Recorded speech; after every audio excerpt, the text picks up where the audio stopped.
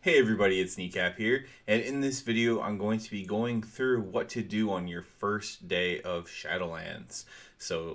Your very first time you log in, a few tips and tricks, a few just data points, information, and some things you might just be wondering about that maybe I can give you some clarification on. Some of these things might seem obvious, but I did ask some people, and these are some of the things that they were interested in. So I have played beta, so this is all coming from that knowledge, I guess you'd say.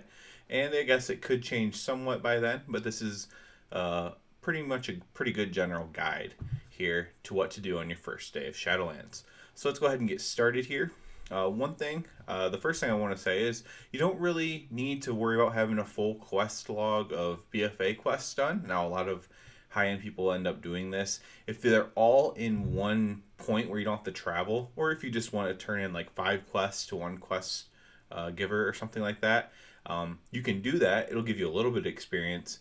However, the BFA quests will give you about 748 experience, sometimes 750, just for a regular BFA quest. Whereas in the current beta build right now, you're getting 8,800 experience. So more than 10 times the amount. So you don't have to worry about turning in a bunch of BFA quests to get a head start. It's really not that helpful. If they're all in one point and you just log off there and you log in, turn them all in real quick, then I could see that. But if you have to do any kind of travel at all, then I would not even worry about doing it at all. Up next, we have you're gonna have to make a decision whether or not you want war mode or not. So start making this decision now before Shadowlands comes out. Just pick people's brains, watch other videos, and I'll tell you what my thought is on it as well. From my experience, if you're playing right at the launch time, uh, and you also are planning on leveling at a fairly fast pace, people typically don't bother you then from the other faction. You're kind of all going for the same goal of just hitting max level as soon as possible. So there's not a lot of fighting. There is some, but there's not a ton of fighting among the very fastest people going. A lot of people peter out a little bit after the first zone. So in this case, it might be Bastion, where people will start kind of petering out. And at that point, if you're ahead of that curve, then you're probably really fine as far as war mode. However, if you're a horde, you definitely have an advantage here. War mode definitely favors the horde as far as there's more of you typically playing, especially at higher levels of ability. Just more of you. Not that necessarily horde are generally better than alliance, but just there's more. You do have that to think about as well. If you're a horde player, you might just have it on because if an alliance starts ganking you, you might have 10 horde come help you if you are not into PvP or just want to focus on your leveling. So that's something to keep in mind as well. If you're alliance, I do say make sure you're first of all willing to die a few times, and second of all, try to stay ahead of the pack. Next up, we have intro quests. So how are you going to start Shadowlands when you log in? So like always, or like most times, you'll get a quest just by logging in. It should automatically go in your quest log. It'll pop up to click accept, but I think it automatically goes into your quest log. And you will just have to go talk with your faction leaders like you do in most X packs. So this will be like Stormwind Ogremar. Some of the leaders from each faction have been captured by Sylvanas, without giving too many spoilers away, and we have to figure out how to save them. We come up with a way to enter Shadowlands via the Lich King's helmet and with the Helm of Domination, and with Bolvar's help, we enter the Shadowlands. But this sends us straight into the Maw. That's the deadliest place where the jailer is. And the intro quests are us fighting our way out of the Maw. And finally, we end up in the main city of Oribos as we escape the Maw. So the main city is called Oribos, and it's just like a central hub, almost like an airport, you can think of it like, for the Shadowlands. And also where like the head Shadowlands person is. When you get to the main city, Oribos, go ahead and look around, explore it a little bit. If you want, unless you just want to keep questing. If you've already played beta, you kind of know what to do. But look around here, if you haven't, of course, and you'll find your profession trainers here. This is a big thing for a lot of people. This is where you can go ahead and grab professions for Shadowlands. So right at this moment, you can grab it before you head to Bastion, which will be the first place you head to. Find the bank, a new weekly chest, which is actually a vault in this case, and other things you would expect to find in any city. However, there is no auction house unless you're an engineer. So that's very similar to some of the other main cities in the past. But you don't have to worry about that. You know, people do have Brutosaur mounts, and there are portals back to your main city there as well.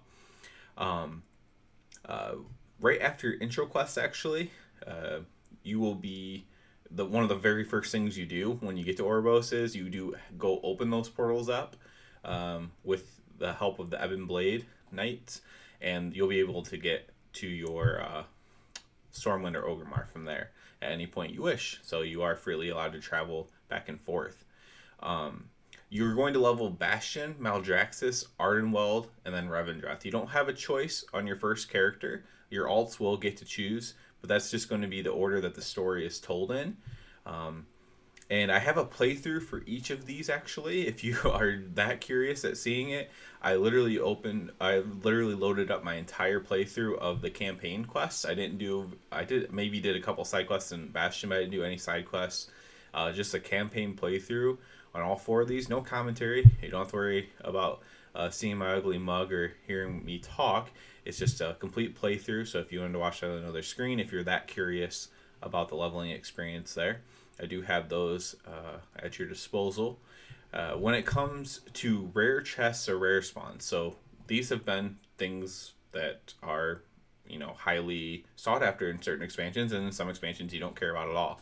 But my advice here is to grab chests that you get if they're in your questing path. If it pops up on your minimap and you have to fight a few things to get it, it's probably worth it. It appears there's 2 types from my experience. One of them gives you about a quarter of one quest experience worth, and there's another one that gives you about half of a quest worth of experience. I'm not sure if that's intended or if that was just something that's in the game right now, but that's currently the way it is. Rare spawns are often encounters and can be a bit lengthy or difficult, such as gathering fruit around a place and dumping it in. A regular rare, just a rare that's not an encounter, it'll only give you around 1/8 of a quest worth of XP, but it also can drop items that could be upgrades for you, especially as you are higher level. So probably not on your first day in Shadowlands unless it's towards the very, very end of your first day.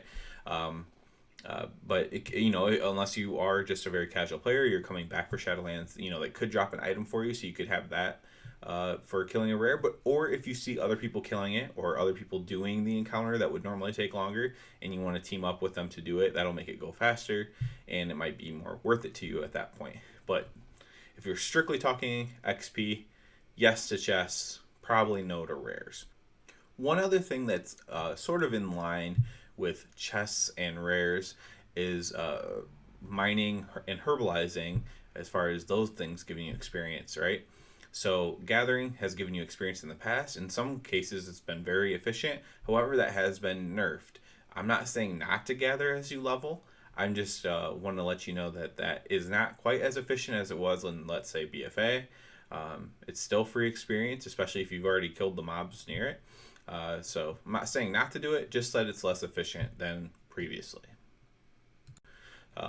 Remember to set your Hearthstone to ends as you encounter them. I'll give you one specific example here. In Bastion, you will eventually come to a quest hub area that is up in the air and only accessible by 3 launch pads. And because of this, it requires a lot of running because you have to get to those launch pads to get up there. There's no flying. There's no other way to get up there. There technically is a flight path, but just the way it works out, you're usually closer to the launch pad than a flight path, but it's still a lot of running. So this is a good place to set your Hearthstone in general for Bastion, just because it is also kind of a bit of a central area. But just remember, as you get to a new place with an inn, set your Hearthstone. That'll help you speed up a little bit, especially in some of these terrains. And there's a lot of running back and forth in most of these zones, frankly. There's I would say Ardenweld plays a little bit more linear, but there's a lot of running back and forth amongst most of these zones. So definitely keep an eye out for that as well.